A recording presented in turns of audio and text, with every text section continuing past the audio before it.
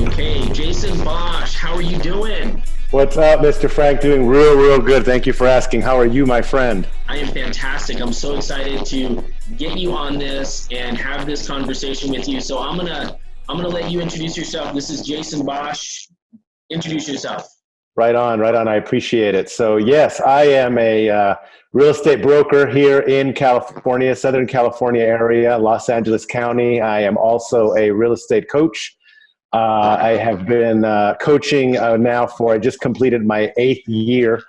And I also run a real estate school that helps feed the offices that I broker. I broker 3 franchised offices, franchised under the Keller Williams umbrella. Been flying that flag, if you will, for 10 years now.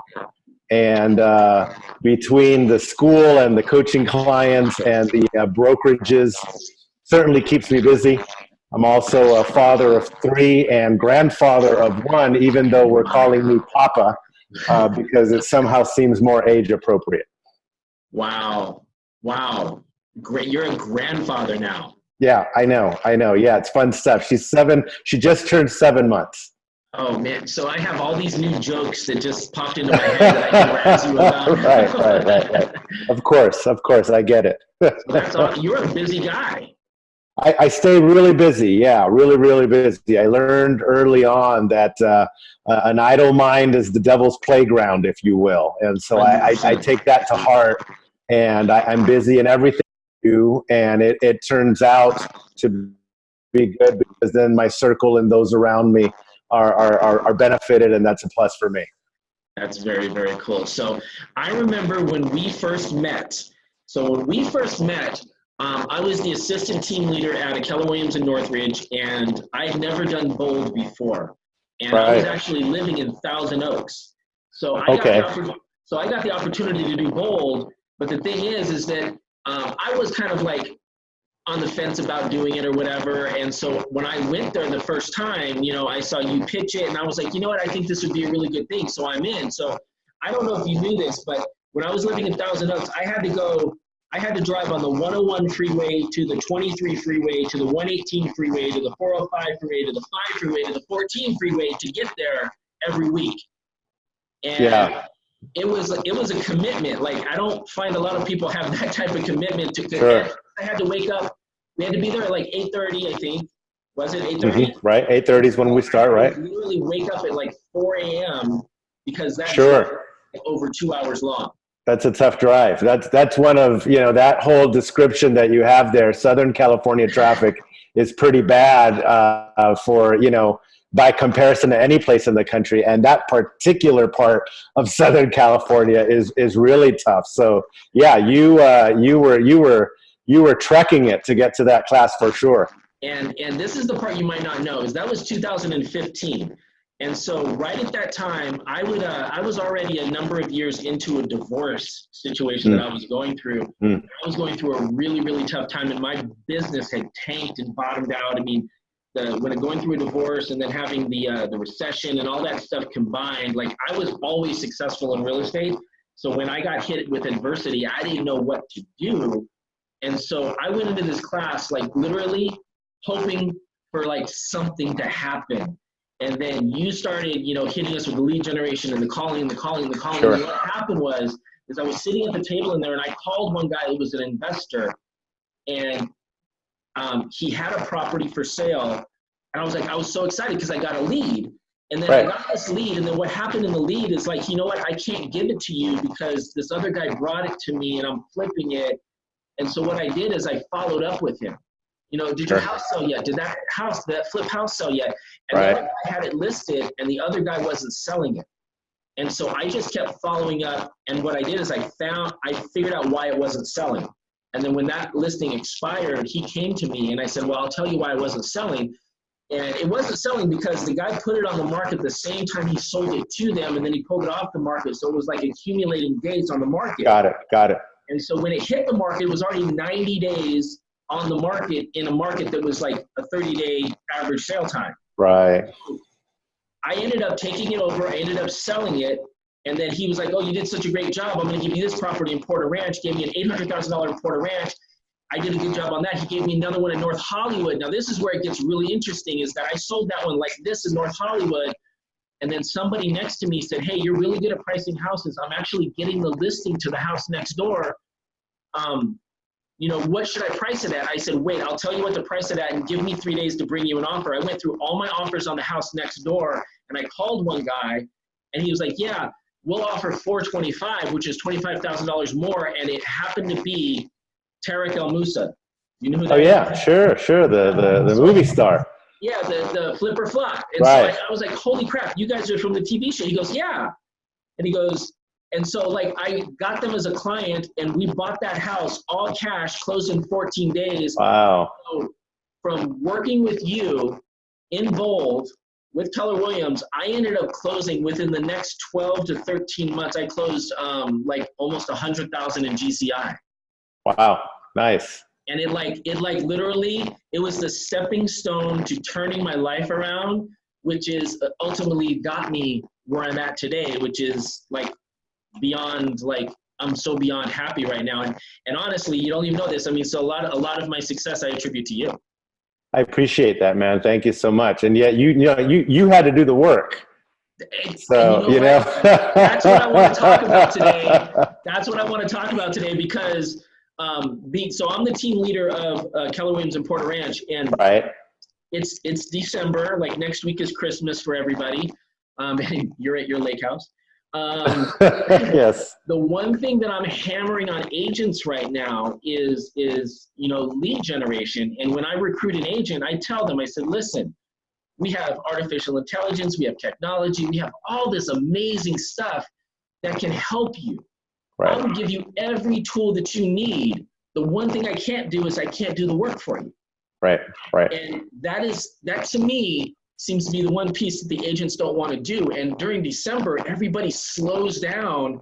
And this is my thing, is everybody's like, oh, the market slows down in December, the market slows down in the fourth quarter. And I'm like, no, right. It's you that's slowing down. It's not the market's going to be the market. Sure. I mean, you agree with that?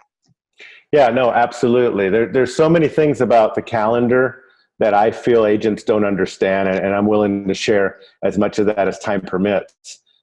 December is not the time to be slowing down. It's actually the time to be ramping up.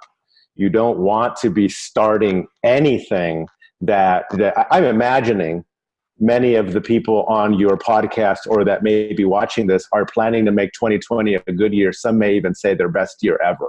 Yep. Well, it doesn't make sense to start your best year ever like slowly chugging along, right? I would think that if you're going to start your best year ever, you're going to start running.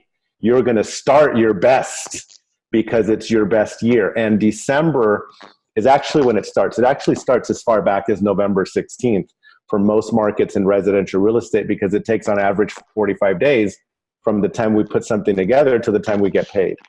So yeah, I'm in 100%. I think there's multiple reasons why agents tend to slow down, but definitely it's not the time to be doing so. It's very, and a lot of people don't say this, a lot of people don't call it out, but it's like the agent laziness when it comes to running their business. And I don't know if it's because they don't understand that it's actually a business, like a real business. I try to tell people, like, I don't care if it's a hot dog cart or if it's Walmart. It's like, these are their own businesses. You have control of your own destiny. And it really comes down to your schedule and what you're doing consistently. And then I'll help somebody lay out a schedule. Like we'll do it like a 1-3-5, like, units and then all that stuff. And we'll put the schedule together. And then when an agent walks in, I've learned over time, when an agent walks in and they complain about their business or they complain about the market, I go, let me see your schedule. All right, sure. So let me touch on that if I can, because this is something that I'm going over with my coaching clients right now. And also, just for clarity's sake, because I know many times we have individuals that are on our podcasts or in our conversations that don't know what some things mean.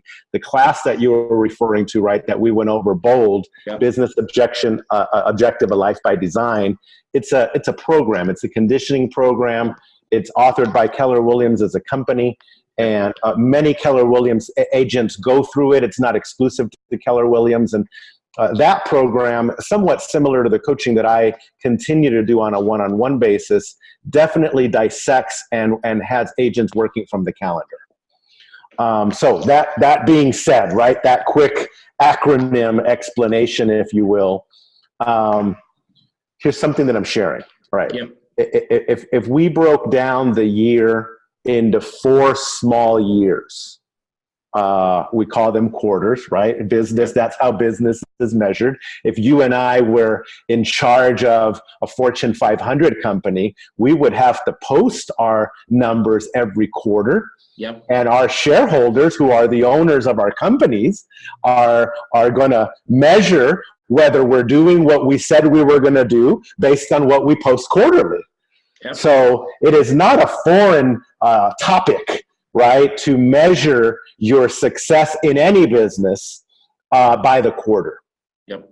And I really think that it makes it easier because, see, what happens is when we say this is what we're going to do in the year, it almost gives this mental image that we have way more time than we think we do.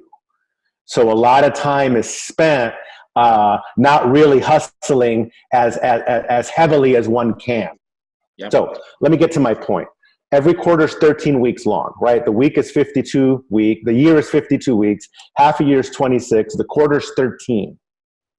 So if in fact the quarter that's 13 weeks long goes from January to March 31st, but you need 45 days from the day you put something together to close it by March 31st, then that means the quarter ends on February 15th. Make sense? Absolutely. Right? Absolutely. In other words, you need to put something pending by February 15th. On average, I know, Jason, I could get an all-cash buyer and close it in 3 weeks. I know, but that's not the average. That's not what you're going to do most of the time. On average, from the time you put a deal together and you get it accepted and the time you get a paycheck in your Bank of America checking account is going to be 45 days. Yep. So that means it ends on February 15th, but it started, like I said a minute ago, November 16th, 45 days before the new year.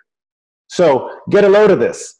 If you look at that 13-week space between there, between November 16th and February 15th, that's exactly 13 weeks. If the agent doesn't start until Monday, the first week of January, they are starting on week 8 of 13. So they just negated 5 weeks. They just negated 5 weeks or their first 2 months. And now they're like, all right, here we go. Here's my best year ever. Not realizing they've only got then 10 months left.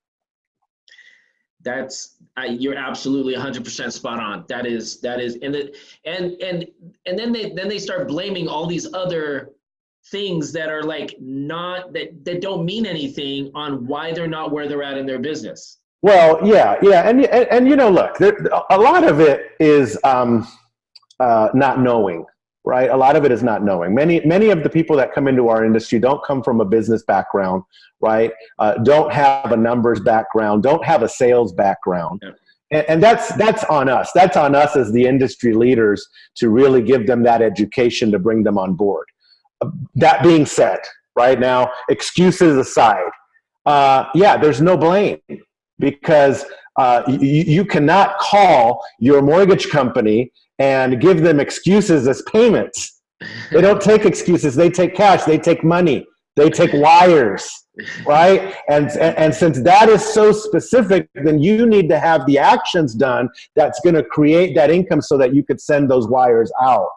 And those actions come back to what you're doing in your lead generation.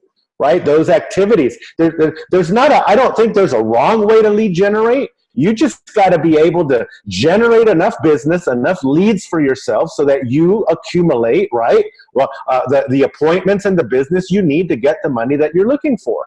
And if the agents did that consistently, I think we'd have way more success in the industry.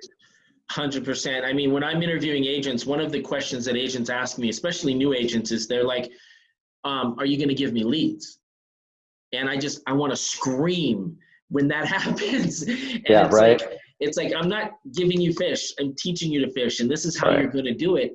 And I find I have an agent right now in my office that his main source of lead generation is calling expired listings. Okay, which sure. I don't have a problem with. I think Sure. if you're really good on the phone and you want to call expired listings, that's fantastic. But and you can call me out if I'm wrong on anything that I say. So the thing is that expired listing, door knocking, farming, all of that stuff, that's great on a secondary basis, as long as the first thing that you're doing and the number one thing that you're doing is calling your sphere of influence in your database first. Make those people first, and then add those extra streams in, because like expired listings, it's even if you're good, it's hard. And like farming, even if you're good, it's hard. It's like you have things right at your fingertips. It's like utilize your database and utilize the people you already know, right? Yeah, well, here's the thing, and let's define hard, right? The hard is that it requires an extra step. If I call you and you're in my database, right, and I say, hey, Frank, it's Jason with Keller Williams, what's up? And you say, hey, Jason, what's up? We know each other, right? That part of the conversation is, if we're going to gauge easy and hard, is easier. Yep. Because you and I don't have to introduce myself. I don't have to say, for example, the way I would start a conversation when I'm starting with an expired. This is Jason with Keller Williams, and I noticed that your home was withdrawn from the market. See, I have to make an introduction. If I knock on your door, I have to say, hey, my name is Jason. I'm a real estate agent, and the reason I'm knocking on your door is because. If I'm calling you around a just listed postcard that I sent out or home that I just listed, I've got to introduce myself, even if I make it short, right? And a lot of scripts do that to get to the point. Hey, I'm a real estate agent and I'm calling about. Okay, well, that intro piece still needs to take place. Yep. And that intro piece is the first part of you building rapport, which will ultimately lead to trust, which will lead to people hiring you. And so I love the sale of you and I as coaches and leaders, encouraging agents to start with their database, because yes, that is a warmer place to start. It's likely if they're trustworthy, and we're assuming that they are, it's likely going to be also where they are the most efficient. Yep. You're absolutely right. And it's and even with experienced agents. So I have that conversation with new agents. With experienced agents, I find that there's gaps in their database. You know, they're not going to their database. They're focusing on these other things. And the one thing that I found is that I think the national average is 6% of an agent's database is turned over every year. So you can literally look at the database, do the math, and figure out what that person is going to make on a yearly basis. And that's the average. I have an agent in my office right now that's like, she's turning over 25% of her database and she's crushing it right now. But the lead generation and the scheduling, I find, are the two most important things. It's like, so I have an agent that's killing it in the car industry and he wants to transition to real estate.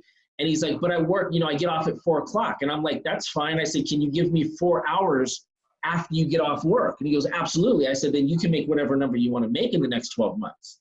Do you find that's the case as well? It's like you only need like 3 to 4 hours a day to actually do your lead generation and build your business? Yeah. Of course, the parable is talking about, if we're going to incorporate the sphere, right, their database, their center of influence, whatever they call it, the larger that sphere, the more of a head start they're going to have. Yep. Right. So a guy that has a large sphere and he's successful in selling cars, he may have a head start to somebody that, is younger and doesn't have as big of a sphere, or maybe newer to the area. However you chop it up, though, all of them need to get into making those phone calls and getting that referral business. If they have a good sphere, and I'm going to go ahead and say this, I think most people can easily come up with 300 people, 300 names, a list 300 deep, right? If they just look through their Facebook and their social media and their phone, and they just, include their family members, like their spouse and their kids and their parents and their neighbors, they could come, they should be able to come up with a list of about 300 people. 100%. Well, if you remind those 300 that you're in real estate sales, and you get 10% of that size of business, of that size of the database in annual business, that's 30 transactions. For most people, that will exceed their income requirements in their first 3 years. For many agents, it'll exceed the most they've ever done in their business, in their 100%. career. Yep. So it's doable. There's some setup work that needs to be done. But yeah, I'm in total agreement with you that if they do that a couple of hours a day, the business that they're looking for should be on the other side of that. Absolutely. Absolutely. So you coaching agents right now, like what's your biggest challenge with coaching agents? Like what are the biggest obstacles that you're coming across right now? Well, I'm at a different point in my coaching career to answer that question, right? I just completed my 8th year. I'm entering my 9th year. I started working with MAPS, which is the Keller Williams brand of coaching. And then, of course, for a number of years after that, I was coaching with the Tom Ferry organization. Many of you know him, right? Him and his father. His father was my original mentor, if you will, Mike, and got me really opened my mind to the whole world of coaching. So most of my clients now, I coach now independently by referral only, and I have a handful of clients, somewhere between 18 and 20, that I carry at any given time.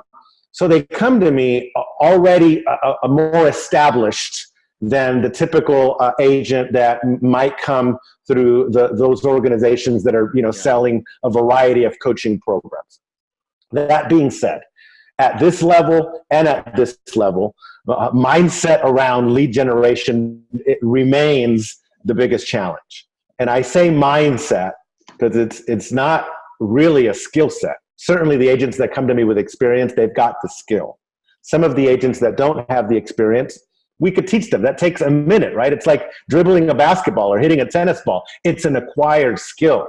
But what both of them need the constant drip on is this, to continue the reminder of why they need to do that to continue fueling the business. And that remains, I would say, a challenge for many agents, including the ones that I coach.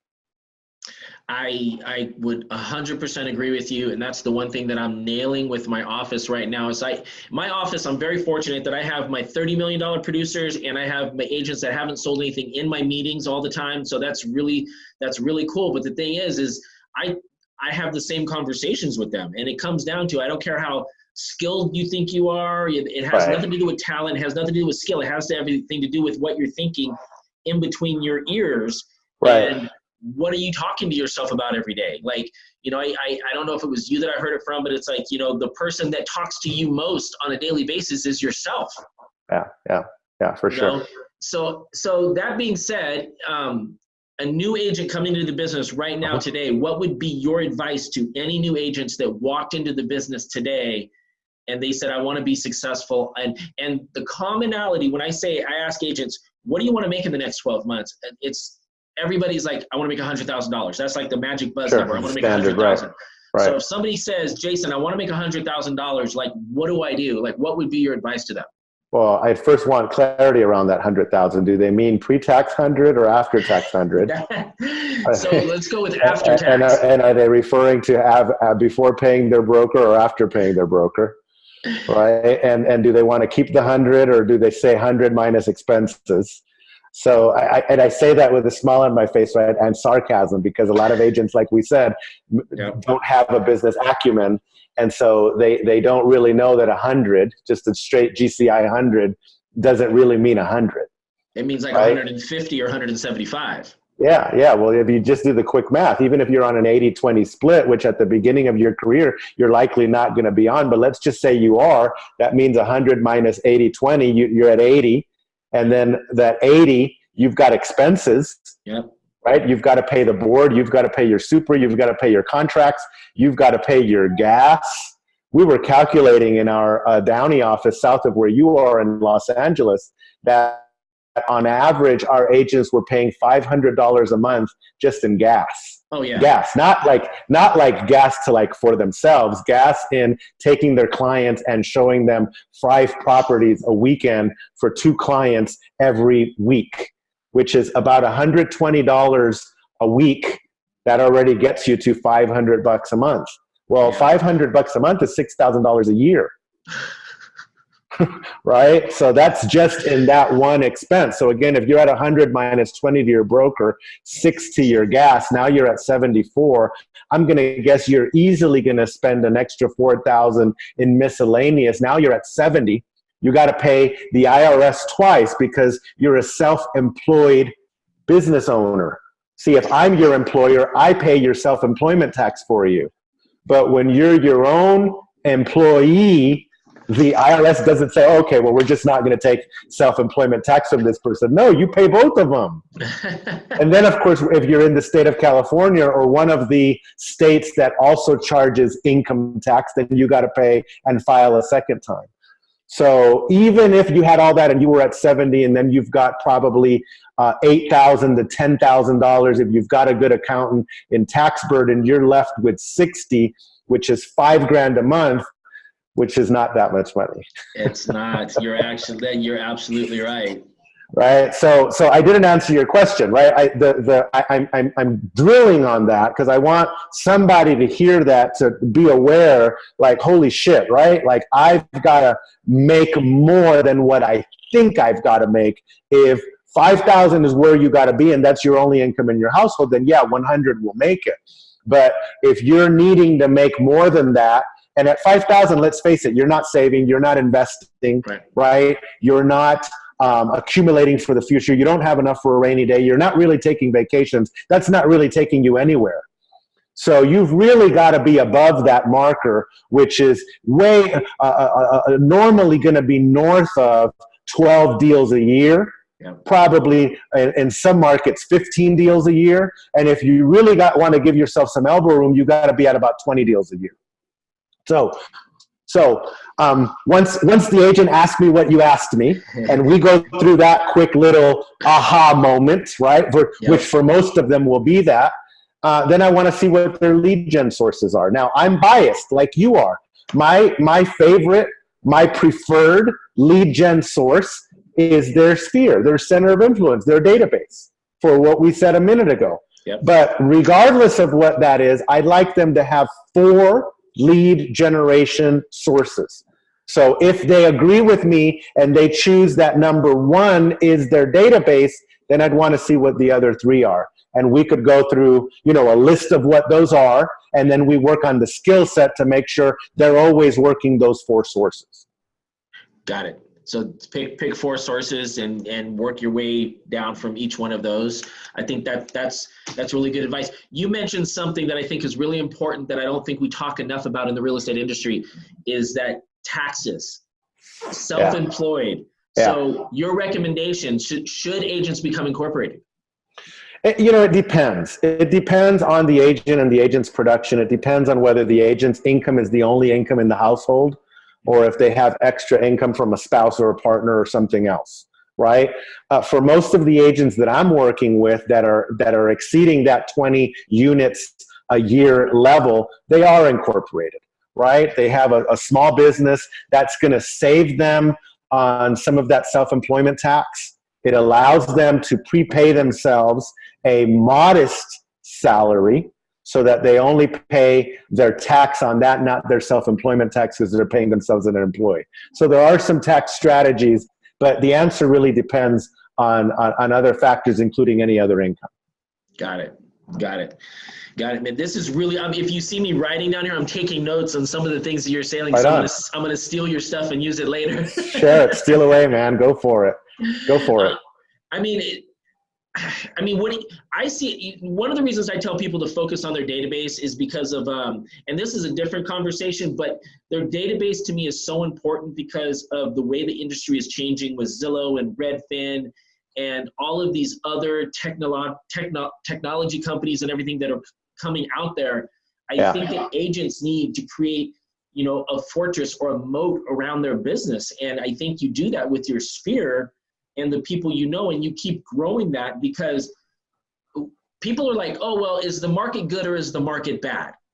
And I always tell people the market is the market. It doesn't matter, because if your foundation is strong, then you have a number of contacts in your database that you will always be able to hit a very, very succinct income consistently, and you'll be able to control your income.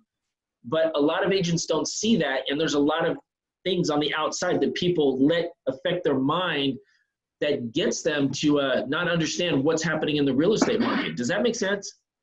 Yeah, absolutely. The other agents are actively pursuing your client base. Let's just say that you have a 300-person database. Well, you're not the only person, Frank, that's reaching out to them. What? I'm not?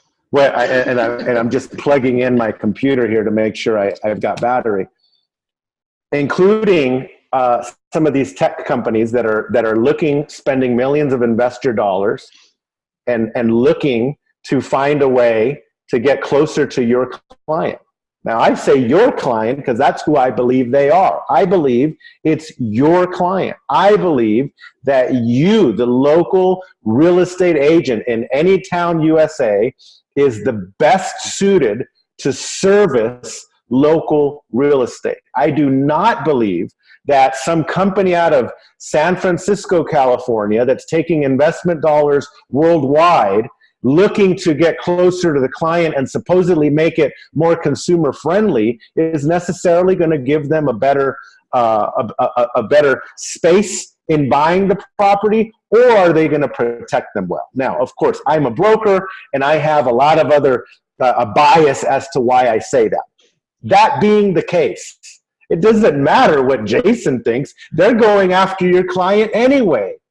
Yep. So as you said, if you put a moat around it, right? I think of a moat, it's like a little pond or water space with maybe even crocodiles in it around the castle to protect the castle from being invaded. That's your communication and relationship and rapport with the 300, 400, 500 people that know you. If you do that effectively, then you have a better chance at preventing your clients from going to these, online services that are looking to make a quick buck off of offering them a supposed savings. 100%. So what would be the number one way to create that relation? Because this is the conversation that I have with my agents. It's like the people in your database, unless you are in a deep relationship with these people, they're not your people. And they are subject to being taken by somebody else. So how do you get into a deep relationship with the people in your database? So I have a program that I wrote over summertime. It's a 5-week program for real estate agents that we're dissecting the to-dos, right? The actual action steps. One of the things that we do is we recommend that you touch your database 8 or 9 times every quarter. So every 3 months that goes by, every 91 days is what a quarter is, every 13 weeks, they are hearing from you. They are being touched by you 8 or 9 times. And I'll explain what that means. One of the 8 or 9 times is a phone call. So 1 phone call a quarter, 4 phone calls a year. The phone call is the glue. The phone call is what keeps the relationship there. The phone call is me saying, hey, Frank, it's Jason with K-Dub. How are you, man? And you say, hey, what's up, Jason? How's it going? I say, listen, I'm just calling you real quick. I know it's Thursday. I know you're at work. You're probably on the forklift. I just wanted to tell you, I came across a killer investment property in Simi Valley. It's 3 units. It's priced around $75,000 under market. And for the right guy, this thing is going to make some money. Do you know anybody at work that's looking to make a quick 75 grand? And you're going to say no, right? Because you're on your forklift at Sears and you weren't expecting my call. But what I did by that is, 1, I brought you value. 2, I checked in on you. We're still cool. And 3, I reminded you that Jason is your real estate dude. So that's my touch with a phone call, 1 out of 8 times for the quarter. The other touches are just going to be reminders of things that I'm doing. And with all the technology out there, that's a lot easier now than it's ever been. I might touch you on Facebook with a happy birthday post. I might touch you on email with I just listed the triplex for 75 grand under market. I might touch you by text message, standing in front of a home that I just sold to Mr. and Mrs. Reyes, and they're first-time home buyers, and their payment is $2,200, $100 less than what they were paying in rent. All of those are touches endorsing the work that I am doing with you and glued by that phone call. So coming back, right? That's one of the action steps that I would start once the database is set up. So, okay, Jason, I've got 300 people. Now what? Okay, cool. Now all 300 people are going to go through that 8 or 9 touch ringer, if you will. And that's going to be really, if you and I were talking big business, that's the marketing campaign to those 300 people. That's marketing campaign number 1 of the 4 lead generation sources that I recommend that they have. Felt something buzzing. So anyway, that's one of the places where we would start. Well, and you know what? I think that is really, really good advice. I think that's really awesome, because this is the thing. If you sign up for Zillow, if you go to Zillow and you plug in your email address, they're going to hit your email way more than that. And they're going to attack. And I find it, agents are like, well, I don't want to bother people. I don't want to interrupt people. It's like, no. It's not a business statement. That no business person would say that. It's not a business statement. I tell people tell me the same thing, and yet listen, you and I have been. Let's look at one of the products that's been marketed to us since we were children. I don't know, so maybe Pepsi. Yep. Right, Pepsi, the competitor of Coke. Right. You and I are probably similar in age. Pepsi has been marketing to me since I'm a kid. They always looked for ways to market to the youth, right? Coke was kind of the original, the old, and Pepsi was what Michael Jackson was drinking, right? I don't know if he really was, but they paid him, and I remember it was so popular. The commercials, him and his brothers, and they did a big concert, and he later burned his hairdo, and the whole thing, and it was all around Pepsi, right? And then later, when my daughter was coming up, it was Britney Spears. They used Britney Spears to remind them, and they still have that tendency to market. Now, think about how much marketing they're doing for a $1 product. If we hired the marketing executives of Pepsi to run your business, Mr. Agent, for the next 90 days, do you think they would be soft on not touching your clients and ever saying, I don't want to bother them? No executive in business, certainly in marketing, would ever say that. They would actually say, give me more budget so I could market to them more. And we're talking about a $10,000 product, not a $1 product. Exactly that. Because when we compare, right, we compare business to business, they are a low margin, high volume business. They've got to sell a boatload of $1 products. And what percentage of their business, what percentage of that dollar can are they spending to remind you to keep drinking Pepsi, even though you've been drinking it for the last however old you are, right? So how much more, imagine going 3 months and your clients don't hear from you, right? And sometimes it's even worse. Sometimes it's what, Jason, I don't know what to say. It's been 4 years. I'm embarrassed. Well, that's a reality. Then we got to get through that. We got a script for that. And we got to go after the person, re-engage the relationship, reconnect, and then we continue from there. A la Pepsi, if you will. Absolutely. I had an agent in my office. Literally, I told people, go back to like when you were born and start contacting people. And he went into his database and sent an email. He didn't even call. He sent an email to somebody that he went to high school with over 15 years ago that he didn't even really hang out with and wasn't even really friends with, connected with him through an email, and now he's meeting him for coffee to see if he wants to buy an investment property. Yeah, sure. Why not? That goes back to mindset again, right? The agents that are willing to get through that mindset piece, will do it. The agents that are not, you know, that there's excuses why not to do that. There's excuses why not to door knock. There's excuses why not to call expired listings. And then there's the agents that get past all those excuses and do it. And there's business on the other side of that, for sure. Absolutely. Absolutely.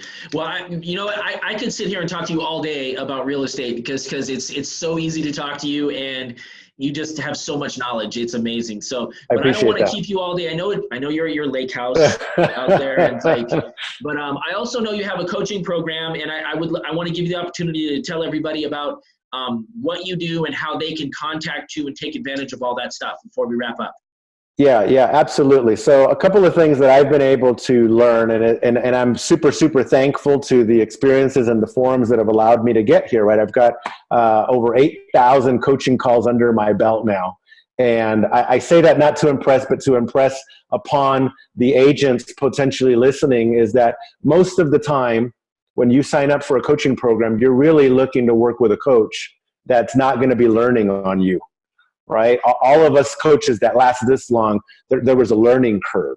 Right? Now, I can say that most and many, certainly the two that I worked for of the big companies, they have a system to ensure that you're not brand new when you get into coaching. And yet still, coaching is a developed skill set. It's not like real estate sales. A lot of agents confuse the two, and we see that even in sports, right? Sometimes you see players that perhaps had a shortened career, or not necessarily the stellar career, but what they observed up here, they're able to verbalize that and become really, really stellar coaches. And sometimes it's the other way around. Really, really great coaches, many times because they're such a driving force, are not able to articulate their message to be able to be effective coaches. So working with me, you won't get any of that. There's no, the learning curve has already taken place. So I coach agents on a one-on-one basis. Certainly, if you're looking to be coached, I'm open to that. I don't take everybody, but if we're a fit, then we could talk about that. I do that on a month-to-month basis at a slightly lower price than what it would be at the big brands, because it's just you and I coaching one-on-one, no frills. There's nothing I'm selling you further. It's you and I weekly getting into your goals over that 13 weeks. That's number one. Number two is I've got this program that I wrote over summertime, and it's called the Consistency Machine. And I again, talking mindset, so many agents are lacking in being consistent. And so we have a 5-week program, twice a week for 5 weeks. So it's 10 one-hour sessions. And you could sign up for that program. We are going to start again the second week of January. I'll send you the link for that. It is consistencymachine.com is the website on it. There's a couple of videos on it. And that's a quick, easy way to get into coaching.